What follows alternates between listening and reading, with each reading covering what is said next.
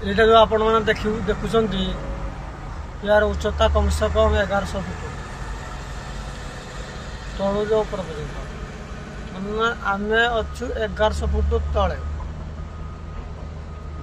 एपटे जो डंबड़ा देखुं माटी डंबड़ा ये हूँ रास्तार लेवल पाखापाखि 1100 फुट हम एपटे से दर्शक बंधु आगे देखा पाँच गोटे पाणीर कुआरी से पानी गभीरता पाखापाखि मिनिमम 40-50 फुट गभीरता हक देख लक्ष्य कर बंधुगण दर्शक बंधु देख ऊपर गोटे इलेक्ट्रिक टावर लाइन दि जाए इलेक्ट्रिक टावर